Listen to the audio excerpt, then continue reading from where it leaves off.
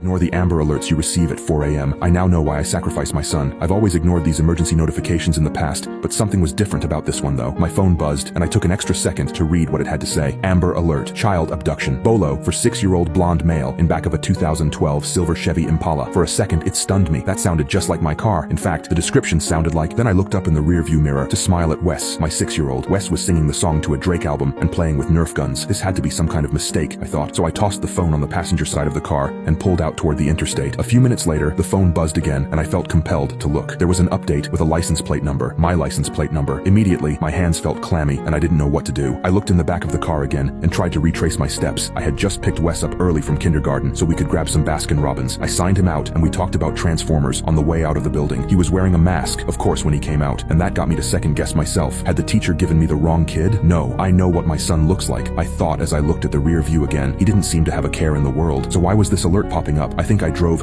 another good 2 minutes before I made it to the next rest stop and decided to call someone. Maybe I had forgotten to sign him out. Maybe the school had decided to make the call when they thought he was missing. Surely, this was all a big misunderstanding. I made a call to the school to speak with the principal. Ms. Shepard here, the voice said distractedly. This is Charles Bowman. I just wanted to double check with you about the sign-out sheet for Wes, I said nervously as I looked around the rest stop. I didn't know who to ask for help, but I was feeling panicked. I figured if a cop came by, I could square the whole thing up, let them talk to the school. This could be resolved, I kept telling myself. There was a short pause as the teacher looked up the information, and then the principal came back on the line. I'm sorry, who did you say you were? Miss Shepard asked. Charles Bowman. My son is in Mrs. Kemp's class, kindergarten. I came and got him about 30 minutes ago. I was sweaty. Something in her voice sounded off, and then she said something that made me feel numb. I'm sorry, sir. I think you must be confused. Wesley Bowman is still here at the school. It took me a moment to register what she was saying. It all felt like a bad dream. Check again, because I'm staring at him in my back seat, I insisted. The principal placed me on hold, and I looked at Wes again. He had stopped bouncing and playing, and seemed to be paying extra attention to the conversation. Hey buddy, you okay? I said with a smile. Something was very wrong. The whole world felt like it was suddenly turned upside down. Sir, are you still there? Ms. Shepard was back. I'm here. The words felt dry in my throat. I didn't feel like I meant anything I said. It was just this overwhelming sense of dread filling my body. I just came from Mrs. Kemp's. Wes is in class, so I would really appreciate it if you stopped this prank and told me exactly why you are calling. I hung up. I was staring at Wes in the back seat as she told me, but it didn't feel like I was looking at my son anymore. What are you? I asked, struggling to find the words to make sense of this nightmare. I didn't even understand how I had gotten an alert on my phone. After all,